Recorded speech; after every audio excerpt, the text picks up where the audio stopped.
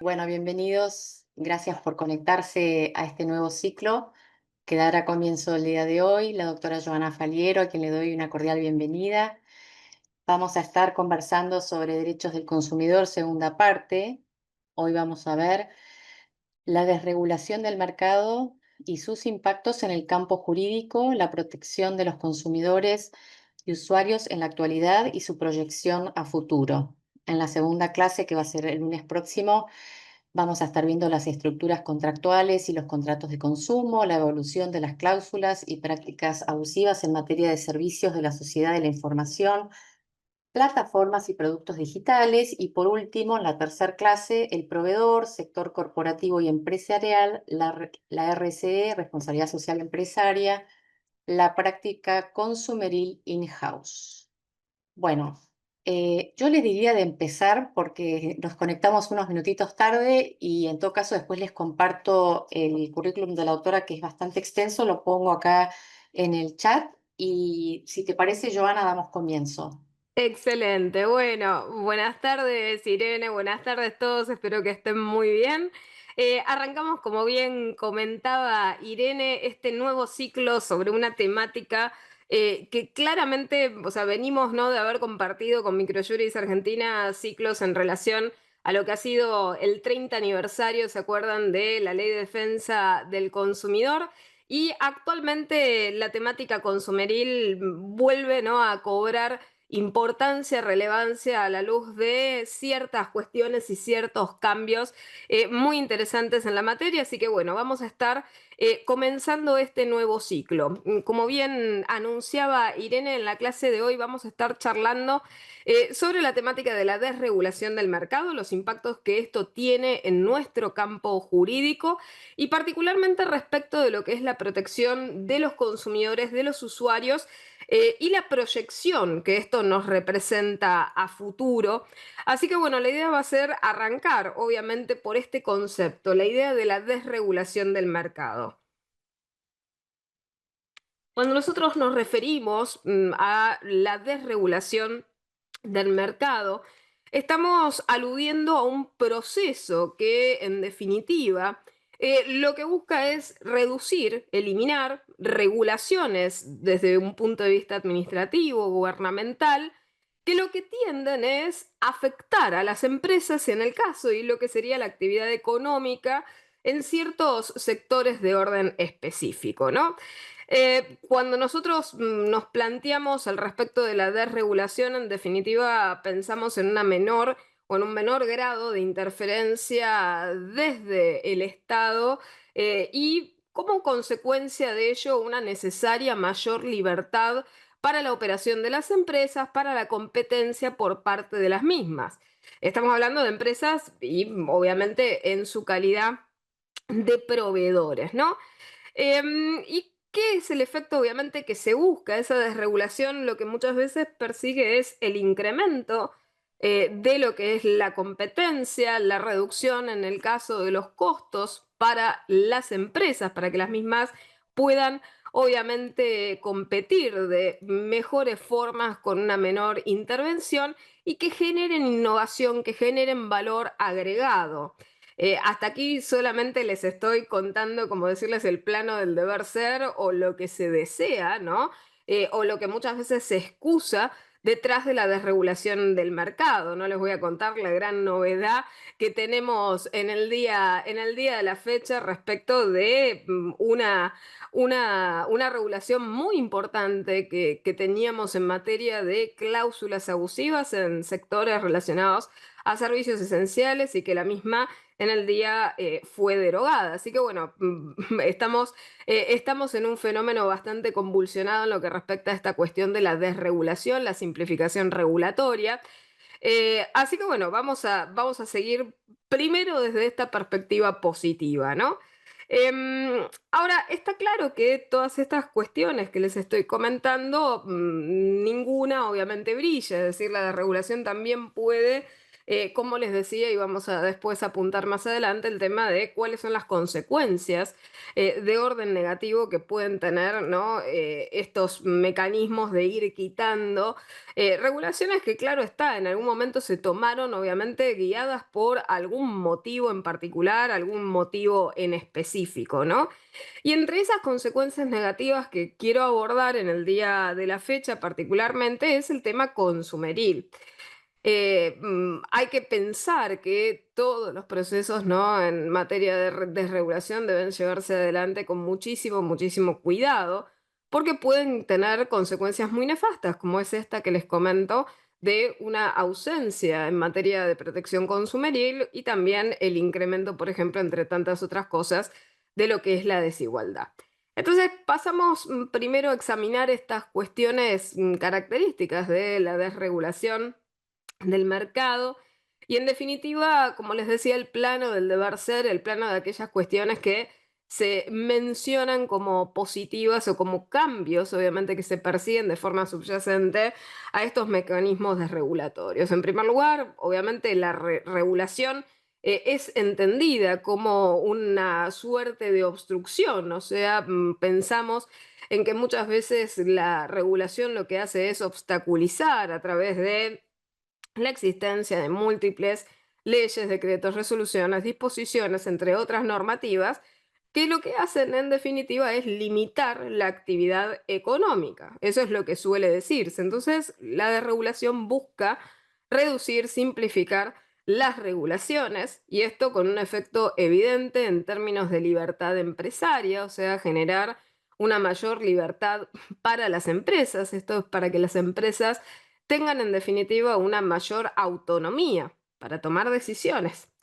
Y está claro que desde una perspectiva consumeril esto es complejo porque la toma de decisiones en relaciones de orden asimétrico no siempre resultan de formas idealistas.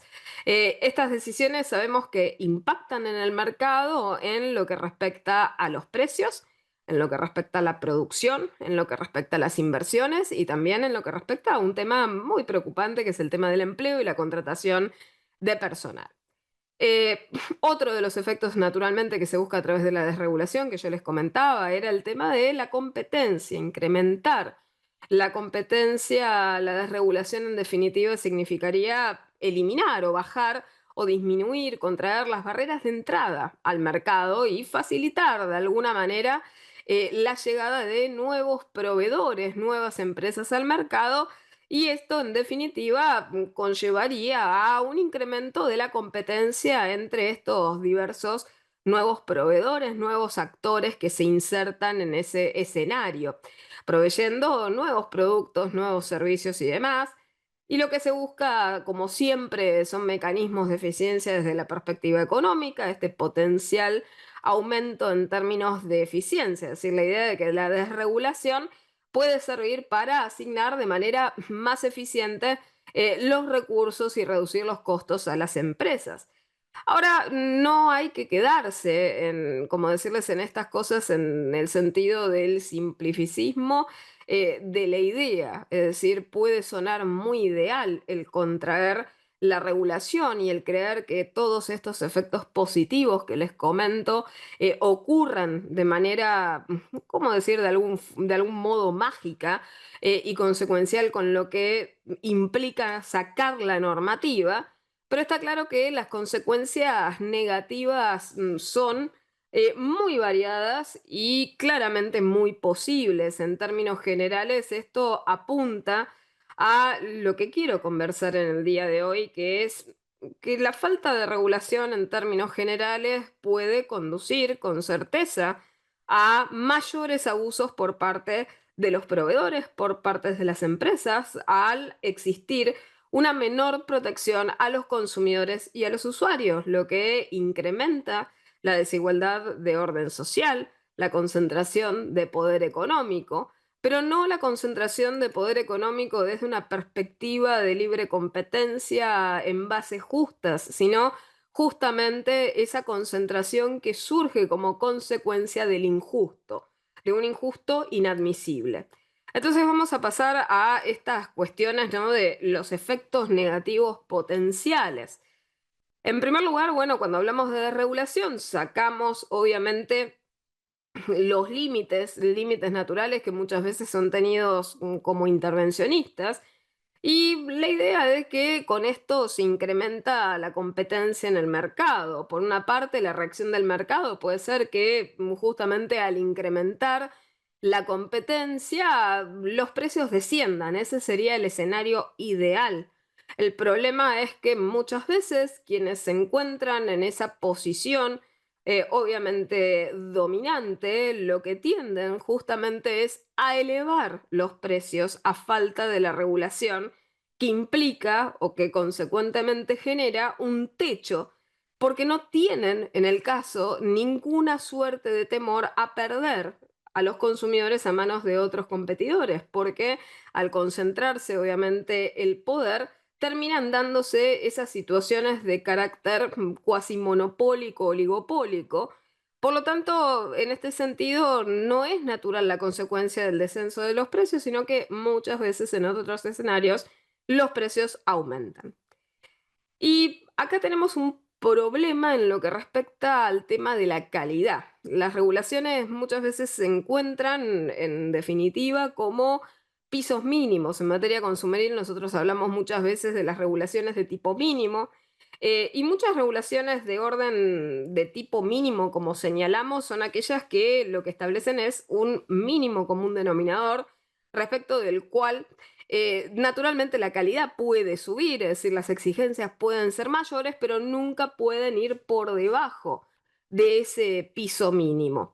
En términos de salud, en términos de seguridad, muchas veces lo que se busca es la exigencia de parámetros mínimos de calidad para que el mercado justamente no realice, no concrete esa práctica abusiva de directamente colocar, por ejemplo, productos y servicios en el mercado que ya desde su origen o bien resultan inútiles o bien resultan obsoletos o que no revisten los parámetros de calidad necesarios, aunque sea para sobrevivir algunos meses en el mercado. Les doy de ejemplo cómo surge en el tema de las garantías a nivel consumeril, ¿no? Y las garantías y los meses que nosotros exigimos en los cuales se provea como mínimo el tema de la garantía legal. Justamente es para establecer que esa obsolescencia programada no sea tan abusiva que ni siquiera asegure la usabilidad por ese periodo tan nimio de tiempo en el cual se inserte ese producto o servicio en el mercado. Es decir,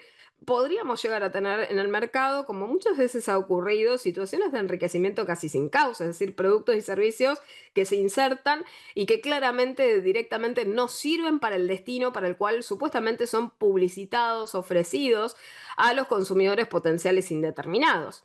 Por otra parte, también tenemos el tema de la calidad en términos de salud, en términos de seguridad. Estamos hablando del principio de indemnidad, un principio de indemnidad tanto, ¿no?, en lo económico como en lo extraeconómico. La desregulación, en definitiva, en muchos casos puede llevar a esa consecuencia de disminuir la calidad de los productos y de los servicios, porque algunas empresas, abusando obviamente de esta situación, ¿qué es lo que pueden hacer? Y acá vienen justamente estos razonamientos propios que nos llevaron también en su momento, como se pueden acordar todos, a articular los daños punitivos, ¿no? En relación de el gravísimo menosprecio a los derechos de los usuarios y de los consumidores en aquellas situaciones, por ejemplo, en las cuales existe una posición dominante, ¿no?, en el mercado y que tenemos claramente una prefiguración de un riesgo extraordinario al cual se puede exponer a los consumidores y a los usuarios en función naturalmente del producto, del servicio que se está ofreciendo. Sabemos que se puede concretar ese riesgo, pero aún así insertamos ese producto y ese servicio en el mercado, ocasionando y generando esa tercerización del daño en cabeza de los consumidores y de los usuarios. Bueno, la disminución de la calidad puede ser una consecuencia clarísima. ¿Por qué? Porque se reducen los costos sin pensar en las consecuencias de la reducción de los costos, sacrificando ¿qué? La seguridad, la salubridad para el incremento de las ganancias. Y algo que tenemos muy en claro los abogados consumeristas es que, en términos generales, en ciertas situaciones como las que estamos notando, ciertos derechos obviamente tienen prevalencia respecto del interés lucrativo subyacente. Tal es el caso, por ejemplo, de lo que es el sistema de medicina privada, los contratos de medicina prepaga. Estamos hablando de contratos en los cuales el objeto justamente tiene que ver con un derecho humano fundamental y es ese derecho humano fundamental cuya protección tiene que primar por sobre el interés lucrativo, más allá obviamente de todas las reglas contractuales que se establezcan al respecto y los principios que se apliquen a ella, ¿no? Y esto obviamente tiene consecuencias graves cuanto mayor sea el rol de la seguridad o de la salubridad en relación al producto o servicio en cuestión, peor puede ser obviamente la consecuencia en materia de los términos de calidad.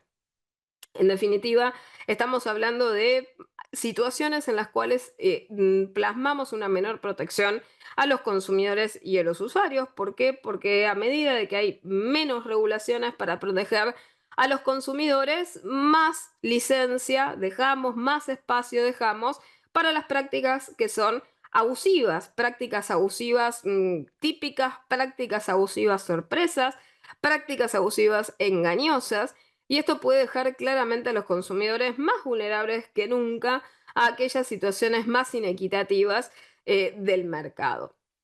Las regulaciones en materia consumeril no están para obstaculizar la actividad empresarial, por el contrario, están para establecer y para purgar del mercado las malas prácticas empresariales que nada aportan respecto de la comercialización de los productos y de los servicios, ni tampoco de la competencia, ni de la libertad en el mercado. Em, Esa falta que yo les mencionaba antes también del control en materia de calidad y seguridad también tiene otro impacto, les diría, a nivel macroscópico respecto al mercado, porque también vamos a tener una mayor heterogeneidad en lo que respecta, ¿no?, a los estándares y a los controles establecidos. Esto es, vamos a tener, por ejemplo, productos de muy baja calidad y podemos tener productos por el extremo, ¿no?, de muy alta calidad, y la realidad es que la diferencia obviamente va a ser la capacidad adquisitiva de los consumidores y usuarios, y en definitiva va a haber cuasi como decirles una simplificación en lo que respecta a lo que es el derecho de determinados tipos de acceso, por ejemplo, es decir, a mayor capacidad adquisitiva, mayor derecho de acceso a lo que es la protección, por ejemplo, de la salud, de integridad psicofísica, etcétera, etcétera, ¿no? Em, por otra parte, habíamos mencionado el tema de los precios. O sea, los precios en el ideal bajan, pero pueden obviamente con estas deformaciones subir. Y por otra parte, también se pueden llegar a restringir ciertos accesos, por ejemplo, a servicios, como decirles, de carácter pseudoesencial. Y esto genera a veces también como consecuencia de esta pérdida, como decirles, de control, una inestabilidad también en el suministro. En términos generales, nosotros lo hemos visto a nivel local muchas veces, que la falta de regulación a veces genera inestabilidad respecto de ciertos suministros en materia de bienes y de servicios. También hemos visto, por el contrario, cómo en el escenario también de regulación extrema también han existido, obviamente, inestabilidades al respecto. Entonces, en términos generales, ningún escenario, esto para entenderlo, ningún escenario obviamente es ideal. Lo que naturalmente sí se deben hacer y las autoridades de aplicación deberían regular es que estas cuestiones obviamente no sucedan, y sancionar a quienes obviamente operan sobre el mercado, alterando obviamente la cadena de suministro. Por otra parte, en relación al tema de la desregulación, también tenemos otro punto. Yo les había comentado esta cuestión de cómo bajan las barreras de entrada, ¿no? Pero en relación a que las barreras de entrada bajen y que ingresen mayor cantidad de competidores, también la falta de regulación lo que genera es que los competidores que ya se encontraban allí logren aventajarse también de estos cambios, como decirles, de esta corbata aflojada en la cual tranquilamente cualquiera puede terminar haciendo cualquier cosa en relación a lo que antes se realizaba en materia, ¿no?, de productos de servicio, de ciertos estándares, cuidados y demás. Entonces, frente a esta situación en el mercado, los que ya estaban pueden obviamente seguir incrementando y solidificando su posición hacia situaciones, como les comentaba, de carácter monopólico u oligopólico, mientras que las nuevas situaciones de provisión, por ejemplo, pequeñas, medianas empresas que ahora se colocan a intentar competir, a veces directamente tampoco puedan hacerlo, más allá de que las barreras de entrada en el sentido regulatorio exclusivamente hayan descendido, ¿no? Y esto también genera una mayor volatilidad en el mercado. O sea, puede ser que bajar la regulación es pegarnos obviamente un tiro en el pie porque en ese sentido los mercados pueden volverse mucho más volátiles y más susceptibles a crisis, a fluctuaciones de orden absolutamente impredecible. Este fenómeno que yo les comentaba de lo que es que los que ya estén, ¿no? Empiecen a concentrar cada vez más su poder, genera obviamente una falla en el mercado, ¿no? Entonces, está claro que esas situaciones de orden monopólico u oligopólico, naturalmente nos van a ir inclinando hacia precios cada vez más elevados, menos opciones para los consumidores, con menos opciones hay menor, obviamente, autonomía de la voluntad y libertad para los consumidores y usuarios. Y por otra parte, esta cuestión de la concentración de poder también empieza a generar fallas en materia de información.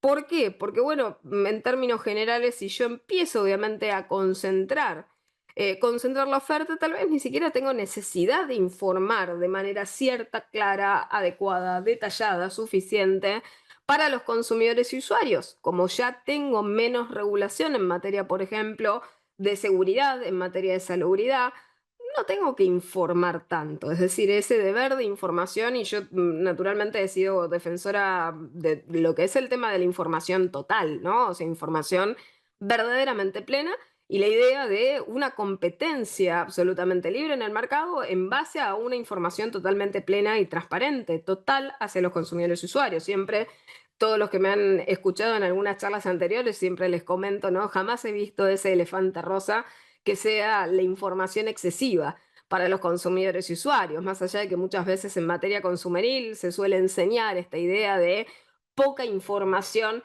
desinforma y un exceso de la misma confunde. La realidad es que en definitiva siempre los consumidores y usuarios logran tomar mejores decisiones a mayor estados de información. Por lo tanto, el tema que tenemos en la actualidad de decir, bueno, situaciones en las que los consumidores, a ver, y usuarios no acceden a la información que necesitan y empresas que en definitiva dicen, bueno, no tengo la necesidad de informar de manera adecuada porque claramente voy a lograr absolutamente lo mismo. ¿Qué es lo que ocurre? Bueno, la información empieza a volverse más opaca y en este sentido los consumidores y usuarios pierden obviamente su capacidad de elección porque al perder la información no tienen libertad de elegir, ¿no? Y esto genera situaciones claramente abusivas. Situaciones abusivas, ¿por qué? Y bueno, porque los incentivos cambian. Los incentivos ya no son incentivos desde la perspectiva de mejorar, por ejemplo, la calidad o mejorar en términos de quién es el que más y de forma más prolija informa, sino que justamente los incentivos son tal vez el que menos cumple, el que más ahorros logra en función de esos incumplimientos, es el que mejor va a estar posicionado y esa es una competencia absolutamente injusta, ¿no? Sobre bases parejas o sobre valores que son positivos, obviamente, para el mercado. Y por otra parte, tampoco podemos deslucir o dejar de examinar de alguna manera lo que uno conoce como el impacto social. O sea, no podemos perder de vista, en términos generales, que todas las regulaciones en materia de consumo tienen por destinatarios a los consumidores y usuarios. Sabemos que nosotros, en términos de nuestra composición de orden subjetivo, trabajamos, ¿sí? Somos trabajadores, somos todos los seres humanos, por lo menos en este tipo de sistema de economía, somos unidades productivas. Por lo tanto, cuando no estamos trabajando, estamos consumiendo y cuando no consumimos, estamos trabajando para poder consumir. Está claro que nuestros roles se plasman en esas características y la realidad es que el impacto social es grande. Cuando nosotros desregulamos de forma descuidada, esas circunstancias pueden tener obviamente consecuencias sociales muy negativas sobre el deterioro de las situaciones de los consumidores. Los que son vulnerables se vuelven más vulnerables a los abusos del mercado. Los abusos que antes tal vez eran moderados se empiezan a volver más graves. Las cláusulas que antes eran abusivas ahora terminan siendo letales en la abusividad y imposibles, ¿no? De algún modo de retrotraer porque va a ser permitido y legitimado el abuso. Por otra parte, ni hemos hablado al respecto, solamente mencionamos la seguridad, la salubridad, ni hablemos del medio ambiente, ni hablemos de temáticas como la precariedad laboral. Es decir, también está claro que los productos y servicios se generan y se generan a través del empleo de personas. Entonces está claro que el impacto social tiene repercusiones muy profundas. En lo que respecta a, y ahora entendiendo un poco, ¿no?, el rol de las autoridades de aplicación, yo lo he mencionado tal vez en circunstancias de otras temáticas, como ha sido el tema de la protección de datos personales. Las autoridades de aplicación en temáticas tan serias como esta, como la consumeril, no están allí solamente para ser, como decirles, testigos del caos, están allí para sancionar aquellas conductas que efectivamente vayan en contra de la regulación. En el caso de la regulación consumeril, y esto implica establecer el control de las actividades que ocurren en el mercado, sancionar obviamente a aquellas que se circunscriben a conductas que son antagónicas con lo que nosotros tenemos específicamente regulado. Y no puede ser que solamente este contexto esté dado desde la perspectiva simplemente de la observación de lo que ocurre y la no sanción de aquellas conductas impropias que, como les digo, nada agregan efectivamente al mercado. Es decir, no hay competencia justa en base a quien más incumple la ley. Es decir, lo que tenemos que hacer progresivamente las autoridades regulatorias tienen que hacer, está claro que en primer lugar cambiar esta idea del antagonismo con los sujetos regulados, o sea, no se beneficia tampoco el mercado del antagonismo ineficiente respecto de los sujetos regulados, pero por otra parte, esa ausencia de antagonismo tiene que ser en pos de lograr mejores niveles de cumplimiento. Esto no significa facilitar el cumplimiento, siempre lo distingo, porque una cosa es bajar la vara para que alguien pase más de manera más fácil el examen, ¿sí? No significa eso. Lo que significa es incentivar a que se hagan mayores esfuerzos para cumplir con lo que la norma manda, no bajar los requisitos de la norma para que el incumplidor termine y se convierta, innove, ¿no?, en un verdadero cumplidor. Entonces, la autoridad de aplicación no tiene que bajar la vara, pero tampoco obviamente tiene que ser enemigo de aquel que tiene que pasar esas exigencias. Y en este sentido, tiene que establecer reglas claras y también establecer el ejemplo. Y el ejemplo se logra a través de la sanción. La sanción no es, a ver, como muchas veces solamente se piensa en el castigo, ¿no? Y lo he escuchado millones de veces, necesitamos sanciones pecuniarias disuasorias. Sí, está claro que necesitamos sanciones pecuniarias disuasorias desde la perspectiva de la reincidencia para evitar que el mismo sujeto incumplidor vuelva, obviamente, a incumplir. También como efecto ejemplificador, en el sentido de que los demás competidores, los demás proveedores vean en esa sanción y se vean reflejados en ella, y de que si también incumplen, obviamente serán merecedores de los mismos castigos. La realidad es que el efecto desde la perspectiva de lo sustancial es enseñar y erradicar la mala práctica del mercado, y tomo justamente, ¿no?, las palabras de aquí una de las asistentes que se sentirá tocada con ello, un tema de cultura, ¿sí? Este es un cambio, como decirles, de orden filosófico, de orden cultural. Lo que necesitamos es generar cultura de cumplimiento, y esto es muy importante. Nosotros tenemos sanciones, tenemos un sistema sancionatorio en la ley 24240 que es muy interesante. Es un sistema sancionatorio que si se lo aplica tiene, creo que toda la potencia para poder ir erradicando las malas prácticas del mercado de a poco. Pero está claro que si se aplica de forma temerosa y realmente siempre se busca tal vez no pasar a través de esa situación antipática que es o que parece ser para las autoridades de aplicación sancionar efectivamente. Bueno, nunca vamos a lograr corregir al mercado, no vamos a lograr corregir a los proveedores y los proveedores van a seguir haciendo no solamente las mismas, sino van a agravar y van a profundizar las situaciones abusivas que ya naturalmente identificamos en ciertas acciones. Y por otra parte, tampoco olvidemos que la autoridad de aplicación, además de tener amplias facultades de investigación,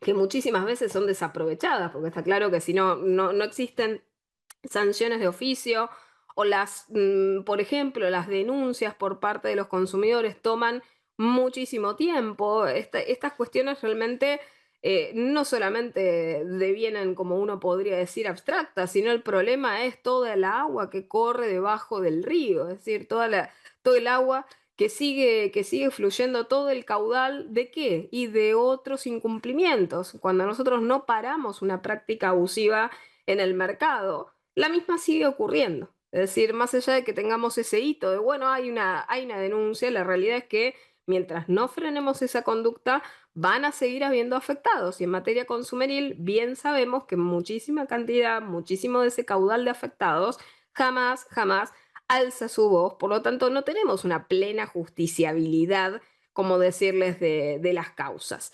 Entonces, esto es bien complejo. La autoridad de aplicación, como les decía, tiene amplias facultades de orden de investigar, de tener la capacidad de averiguar, por ejemplo, hechos que hubieran ocurrido y por otra parte hasta también puede solicitar, por ejemplo, para el ejercicio de sus atribuciones el auxilio de la fuerza pública. Es decir, podríamos realmente tener las herramientas necesarias, suficientes, para generar esta cultura y a través de qué? Y a través de hacer respetar la norma. Tenemos una ley, la 24240, que es una norma y fundamental, a partir de la cual, obviamente, a través de los razonamientos expansivos de la misma, podemos regular y seguir regulando estas cuestiones que, aunque por efecto de esta desregulación que les estoy comentando, aunque por efecto justamente de la misma perdamos algunas resoluciones, disposiciones en particular, por vía interpretativa de la 24240, vamos a poder seguir exigiendo estos puntos elementales.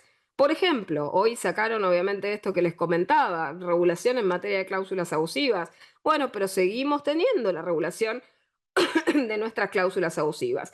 La tarea lamentablemente será más costosa, será más compleja desde la perspectiva obviamente del ejercicio litigante, pero sin perjuicio de ello no tenemos que olvidar que las herramientas las seguimos teniendo, no pierdan nunca de vista esto y por otra parte también seguimos teniendo nuestra codificación civil y comercial que también regula las cuestiones relacionadas a los contratos sujetos a cláusulas generales predispuestas y también a los contratos de consumo. Entonces, creo que parte de este problema también se logra, ¿no? Con establecer justamente un esquema sancionatorio y hacerlo cumplir. Más allá de que nosotros lo tenemos, la realidad es que parecemos siempre temerosos a aplicar lo que se debe, ¿no?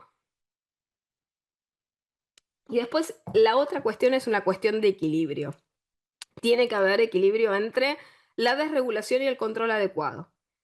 Si nosotros no establecemos una desregulación que sea cuidadosa, que sea prudente, con todas las salvaguardas necesarias para seguir preservando la protección de los consumidores y seguir también evitando los efectos negativos mencionados por sobre el mercado, no vamos a encontrar una situación satisfactoria, por lo menos para el público que recibe esa desregulación. Lo que es crucial en todos este tipo de situaciones es encontrar una suerte de equilibrio entre la regulación que debe permanecer y la desregulación para seguir asegurando, por un lado, un mercado competitivo, pero por otra parte, un mercado justo. Que existe un mercado justo es algo totalmente necesario para los consumidores, para los usuarios. Y es por eso que esas políticas, esta cuestión de la desregulación no puede ser tomada de forma antojadiza. Tiene que ser un diseño absolutamente cuidadoso, implementado con muchísimo, muchísimo cuidado, siempre ponderando en cada caso concreto cuáles son los riesgos potenciales y cuáles son las necesidades de los consumidores y qué es lo que se está perdiendo en cada una de estas cuestiones. Y esto implica de que también exista en esa, como decirles, desregulación, una supervisión también complementaria en lo que respecta al control a nivel regulatorio. Si nosotros no, una cosa es facilitar, una cosa es simplificar y resumir, pero algo muy diferente es quitar totalmente la protección para que primen los abusos. Nosotros tenemos que preservar esta idea porque la desregulación, más allá de lo que se piense sobre ella, debería como objetivo, más allá de quién tenga qué sustrato ideológico, tiene que como consecuencia siempre beneficiar a la sociedad en su conjunto.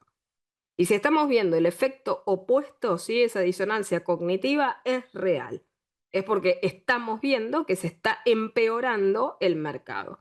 Nosotros tenemos que procurar siempre que se garantice para los consumidores y usuarios un mercado que sea justo, que sea equitativo y que beneficie a todos los consumidores por igual. Entonces, simplemente no ir un poco hacia la vereda de por qué el derecho de consumo. Cuando nosotros hablamos sobre derecho de consumidor, nos referimos a una rama absolutamente elemental del derecho en la actualidad sobre protección específica de ciertas garantías que deben establecerse a los consumidores frente a los proveedores de bienes de servicios para que exista una relación equilibrada. Estamos hablando de normas que son protectorias, que son tuitivas, que buscan, obviamente, como les decía, erradicar las malas prácticas del mercado en detrimento de los consumidores y de los usuarios, y que tienen en norte muchísimos principios absolutamente positivos y que ya hoy en día, y esto obviamente tiene que ser tomado como límite a la desregulación, hoy en día son concebidos como principios generales de nuestro derecho. El derecho, obviamente, a la protección de la seguridad contra las prácticas abusivas, a la información, al consentimiento, la protección contra la publicidad engañosa, la protección contra las cláusulas abusivas, la integración, obviamente, de los contratos, las garantías legales, las garantías frente al incumplimiento, el resarcimiento por daños, solamente por mencionar algunas. Es decir, todas estas cuestiones ya no son cuestiones negociables que nosotros podemos prescindir o decidir a nivel individual, son indisponibles, son de orden público. Por lo tanto, hay que tener un poco, ¿no?, en cuenta cuál es el fundamento, que no ha sido jamás antojadiza la regulación de orden consumeril. Es un mandato constitucional. Un mandato constitucional, no debemos olvidar la raíz del artículo 42 de la Constitución Nacional y una ley 24240 que es una ley de orden público. Y lo que deriva de la misma, es decir, ya sabemos la regla, lo accesorio sigue la suerte de lo principal. Más allá, obviamente, de que la regulación no lo diga, lo que digo es que interpretativamente las armas de la ley 24240 van a seguir existiendo y esas armas interpretativas que han sido las que inspiran tal vez esas normas que en algún momento se deroguen o que son actualmente derogadas, van a poder seguir siendo derivadas argumentativamente de la 24240. Requiere mucho más esfuerzo porque es establecer una ingeniería reversa de lo que ya tenemos, ya disponemos o ya disponíamos, pero la realidad es que vamos a poder seguir derivando esos razonamientos.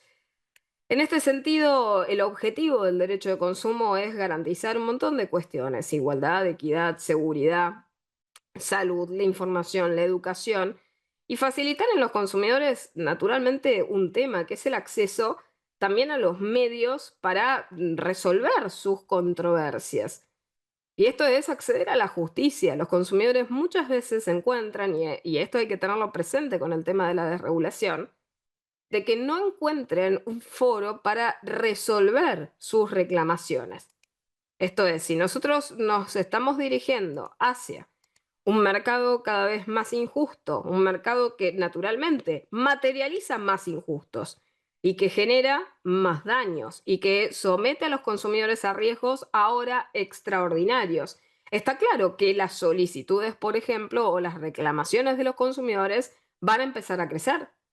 El tema es que ese mercado ahora desregulado puede estar blindándose a las reclamaciones de los consumidores y usuarios, porque va a encontrar en el ecosistema normativo totalmente desprovisto de mecanismos protectorios, seguramente esa frazada que lo apañe para poder realizar esos abusos y por lo tanto se entienda que se encuentra legitimado a hacerlos.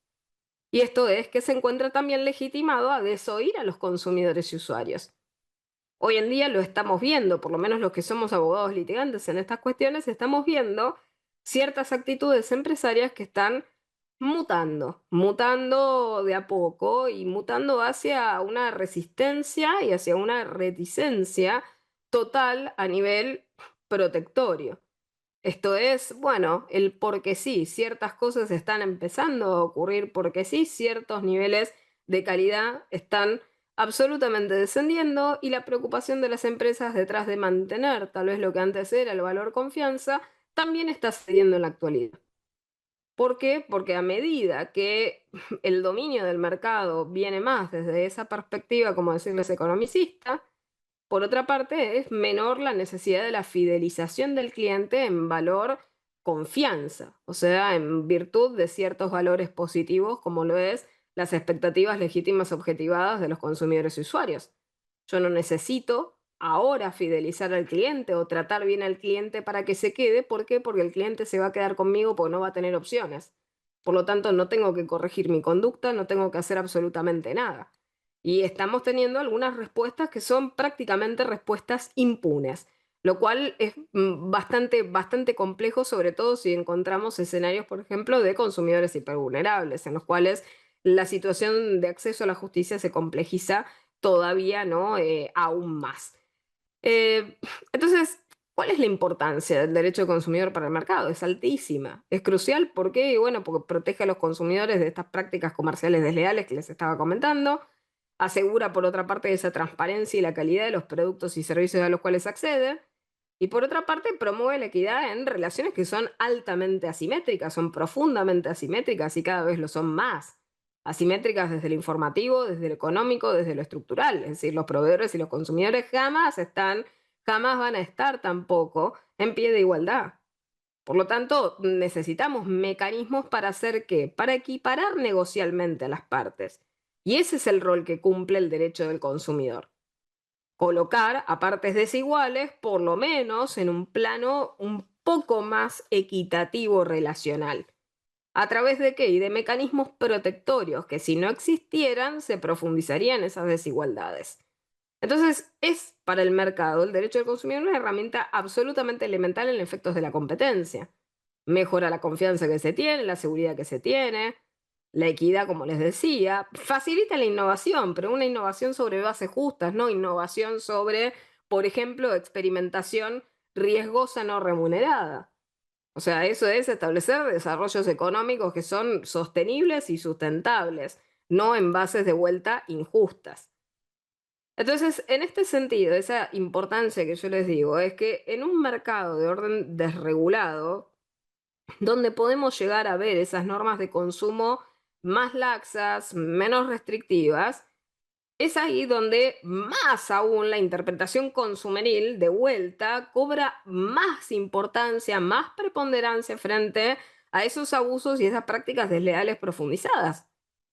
¿Por qué? Porque, bueno, esos derechos básicos de los consumidores, por ejemplo, acceder a la información adecuada y veraz, a tener protegida su indemnidad económica, extraeconómica, la seguridad en materia de productos y servicios, la salubridad, la libertad de elección, el trato equitativo y digno, se vuelven todavía más relevantes en estos contextos en los cuales no parece haber control. Entonces, ¿cuál es la importancia del derecho del consumidor en un mercado desregulado? Bueno, no habría derecho a la información, sino los consumidores siguen teniendo derecho a tener información cierta, clara, veraz, detallada, suficiente, en relación a los servicios, a los productos que consumen y también a los medios hoy en día. Este es, por ejemplo, un caso. Nosotros hoy en día tenemos consumidores y usuarios de qué? Y bueno, no solamente de productos y servicios, sino también de medios específicamente riesgosos como es el medio electrónico. el derecho, por ejemplo, a la seguridad, el derecho a la elección. Un ejemplo muy fuerte de lo que es el tema de la desregulación mal llevada, yo siempre lo he señalado, ha sido, por ejemplo, el ecosistema cripto. Nosotros vemos cómo consumidores y usuarios, por ejemplo, hoy en día, se meten en productos y servicios que son financieramente complejos sin tener una cultura financiera comparable para meterse en esa tipología, en ese segmento de productos y servicios. Y vemos cómo naturalmente son más vulnerables a ciertos tipos de estafas.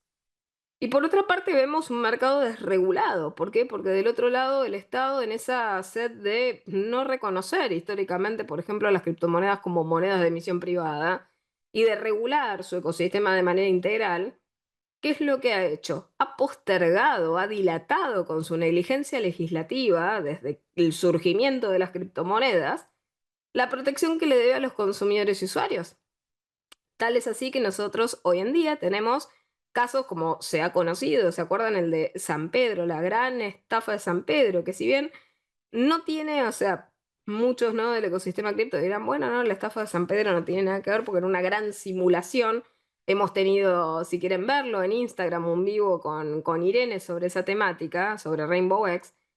Está claro que era un esquema piramidal, era un Ponzi, era una estafa donde se simulaba lo cripto, pero que tenía un punto de conexión con lo cripto, porque las ganancias los estafadores se las llevaban en criptomoneda, pero que claramente muestra cuál es la realidad. Si nosotros tuviéramos una regulación consumeril enfocada a esa área, claramente este tipo de cosas se evitarían y se frenaría la proliferación y la profundización de estas situaciones. Nosotros vemos cómo cada vez ese plano de inequidad, de desinformación, ocurre cada vez de maneras más profundas y no se frena. No se frena y como les digo, es una cuestión de negligencia legislativa.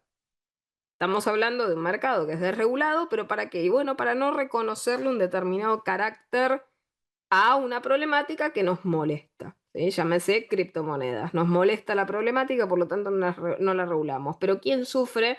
Siempre sufre el eslabón más débil de la cadena. Sufren los consumidores y los usuarios. Y por otra parte, ¿sí? Otras cuestiones importantes en relación al tema este de la importancia del derecho del consumidor.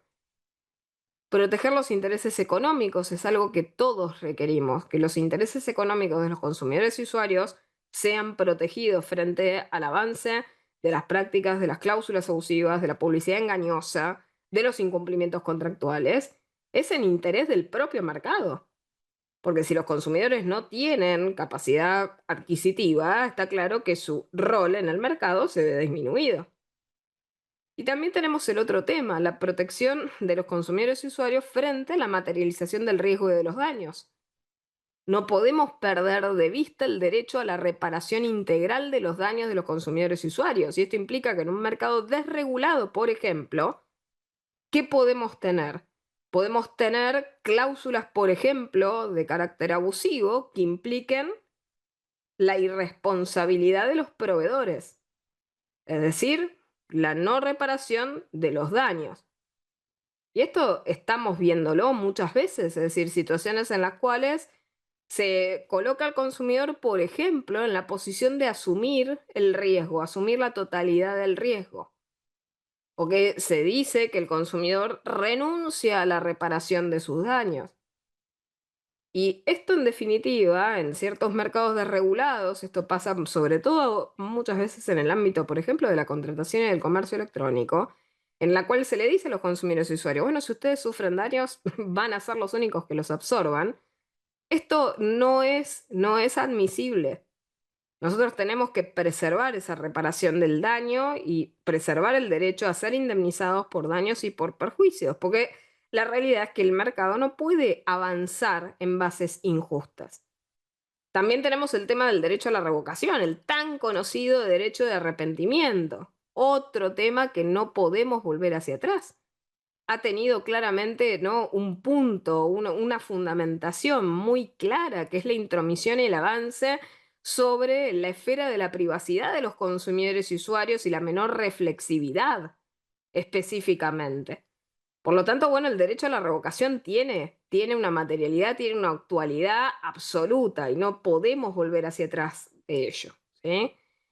Y hay áreas de aplicación muy complejas. Recién les había comentado el ecosistema cripto. El ecosistema cripto, las áreas de orden financiero son muy, muy, muy complejas. ¿Por qué? Y bueno, porque son áreas de aplicación en las cuales existen un aparato de marketing, prácticas de marketing ultra invasivas, desinformación muy presente, es decir, la capacidad que tienen los consumidores de distinguir información de calidad de información que no lo es nula. Educación y complemento, por lo menos a nivel capacitación, para equiparar a los consumidores en esos conocimientos tampoco existen a modo de políticas de acción positiva.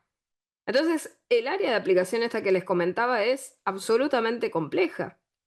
Y compleja porque aparte la estructura contractual, como bien decía Irene, vamos a charlar también sobre estructuras contractuales próximamente, son contratos de adhesión. Y los contratos de adhesión, naturalmente, por su naturaleza, no permiten la negociación de las cláusulas, la negociación del contenido del sinalagma.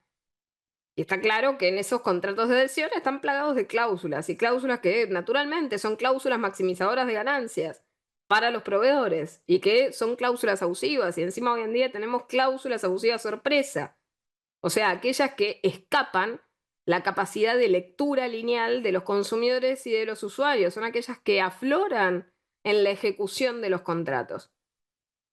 Y después, bueno, tenemos medios, como les decía, específicamente riesgosos.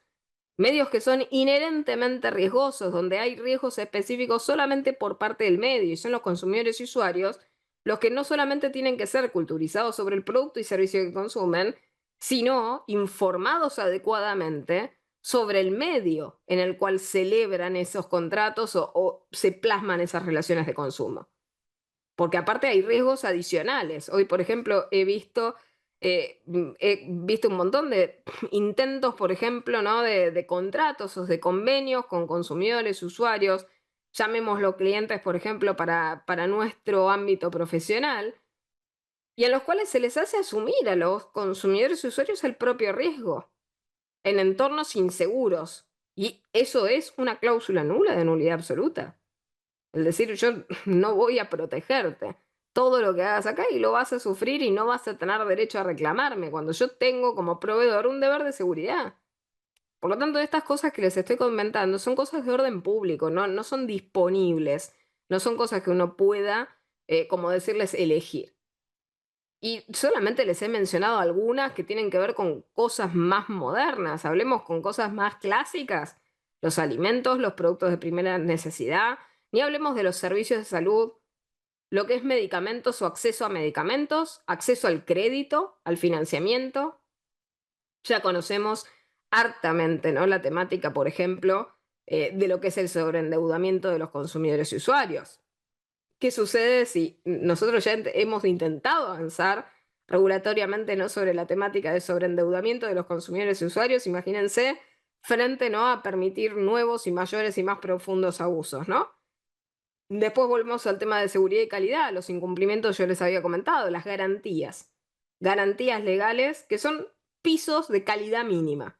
¿Qué pasa si de eso a nivel seriado se empiezan a incumplir? Si tenemos servicios que son deficientes.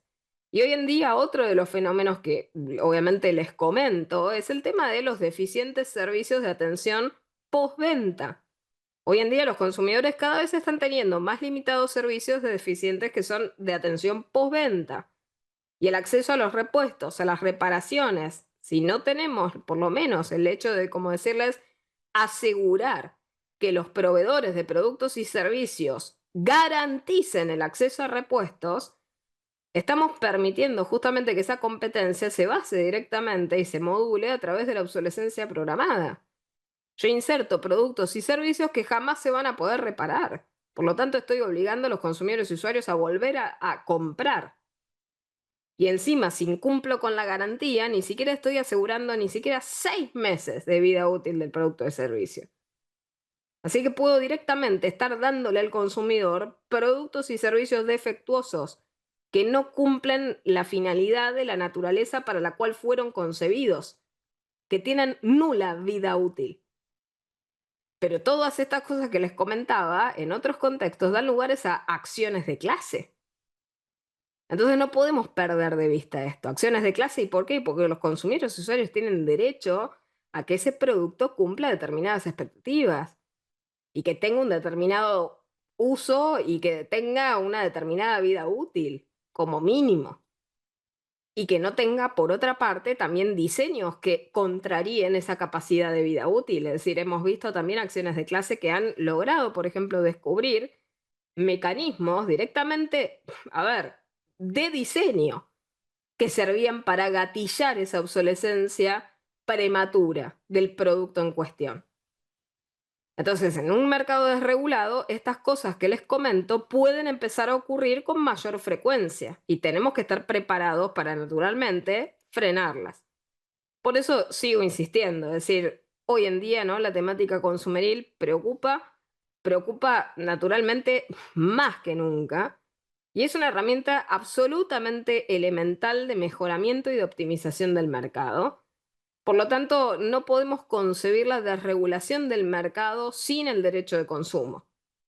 Porque justamente el derecho consumir lo que hace es establecer una competencia en valores que son positivos, de competencia que sea justa, que sea verdaderamente transparente, que sea equitativa y no en valores negativos, que lo único que verdaderamente hacen es elevar barreras de entrada, porque lejos de achicar las barreras de entrada, lo que hacen es elevarlas generando situaciones de mayor privilegio de aquellos que ya se encuentran adentro del mercado, lo que tiende a la elevación de costos, lo que hace expulsar a la competencia a aquellos competidores que tal vez son más valiosos y que no recurren a esas malas prácticas en el mercado. Y esto porque necesitamos que verdaderamente ese libre juego, ¿no? De la oferta y la demanda no se distorsione. Porque si el juego libre está distorsionado y los votos de los consumidores son manipulados, no tenemos competencia justa. Y esos son valores que naturalmente hoy en día tenemos que proteger. Por lo tanto, bueno, esta idea, como decirles, motora en relación a pensar la desregulación, pero no una desregulación imprudente, una desregulación que no conciba el norte que tiene que prevalecer, que es la defensa de los derechos de los usuarios y de los consumidores. Así que bueno, les agradezco muchísimo el haber concurrido aquí, los que nos están siguiendo también a través de la página de Facebook de Microjuris Argentina. Simplemente anunciarles el contenido de nuestra próxima masterclass. Nos vamos a estar viendo el lunes 7 de julio. Recuerden que nuestro ciclo ahora concluye la semana siguiente, perdón, la semana siguiente a ella. Perdón, el 14 y 21, les estaba diciendo la fecha de hoy. Vamos a seguir la semana que viene, el 14, y luego recuerden que finalizamos el 21. Y vamos a estar la semana que viene con la Masterclass 2 y nos vamos a meter con las estructuras contractuales y los contratos de consumo. Simplemente a modo brevitatis, comentarles. Vamos a estar hablando, bueno, de contratación adhesiva, contratación formularia, lo que se conocen como click and wrap agreements, todo lo que hacemos con la contratación a nivel electrónico, en las cuales la reflexividad es nula. Por otra parte, vamos a estar hablando también de las estructuras en red o la contratación, también este fenómeno de la contratación conexa en materia consumeril. Y vamos a estar charlando sobre la evolución de las cláusulas y de las prácticas abusivas, justo con el spoiler de lo que les comentaba hoy. En materia de cláusulas abusivas hemos tenido actualización en materia de la regulación de cláusulas abusivas. Hemos tenido una suerte, como decirles, de nacimiento, expansión y contracción. Parece ser como la muerte o la implosión, ¿no? de una estrella, ¿no? La conversión de la misma en una supernova. Hemos visto cómo se amplía ese listado de cláusulas abusivas, ahora vemos cómo se está contrayendo, pero la regulación sigue existiendo, es decir, los 24, 40 y el artículo 42 de nuestra Constitución Nacional y nuestra Codificación Civil y Comercial sigue prevaleciendo, así que bueno, vamos a estar charlando sobre esas cláusulas y esas prácticas abusivas en materia de servicios de la sociedad de la información, las plataformas y los productos digitales, que son estas temáticas que tanto tanto preocupan en la actualidad y también que tanta necesidad por lo menos tenemos nosotros de comprender como litigantes y como profesionales del derecho. Así que bueno, muchísimas gracias a todos. Irene, te doy la palabra. Gracias, Joana. Muchas gracias, como siempre. Excelente la disertación. Acá te están mandando saludos y felicitaciones. Había una consulta de parte de Guillermo Flamig que dice: Buenas tardes, dejo mi pregunta para el final. ¿Aplica la Ley de Defensa del Consumidor al acto material de la compraventa de una inmobiliaria con datos inciertos o postulaciones futuras de escrituración sujeta a condiciones de terceros, como por ejemplo transferencia de dominio a condición de la adquisición de un instituto de vivienda? Es muy puntual la pregunta, Guillermo. No Bien, sé. en el caso, solamente para responderle de manera Sí, genérica, todas aquellas genérica. cuestiones que tienen que ver con publicidad, ¿sí? Aún de servicios profesionales liberales, como bien sabemos en nuestra profesión, por ejemplo los abogados, está claro que no estamos sujetos a la pre 2440, pero sí la publicidad que nosotros hagamos de nuestros servicios profesionales. Y en el caso, si nosotros tuviéramos, obviamente, en el caso de compraventa, ¿no? Una inmobiliaria que publicita determinadas cuestiones, está claro que la publicidad hoy en día sabemos que es parte integrante del contrato. Hoy en día el contenido del contrato se expande tanto con, y esto para que lo tenga en cuenta Guillermo, con lo que es la publicidad, el contenido, recuerden que lo que es el mensaje publicitario tiene elementos objetivos y subjetivos. Está claro que los elementos subjetivos son los que motivan muchas veces, ¿no? La compra a nivel decisional, y los elementos objetivos son aquellas que serían, como decirles, el contenido de información de lo que es el mensaje publicitario. Son esos contenidos de carácter objetivo los que integran también el contrato, y por otra parte todo lo que respecta a las tratativas preliminares o precontractuales que también ensanchan el contenido del contrato. Así que si todas estas cuestiones se han conversado de forma previa, componen obviamente y son parte integrante del contrato. Muy bien, clarísimo. Muchísimas gracias, Joana. Nos reencontramos entonces lunes que viene a las 4 de la tarde y por el mismo link que ingresaron hoy. Nos vemos. Hasta pronto. Chao, chao. Saludos a todos. Muchas gracias por todas las palabras. Hasta luego.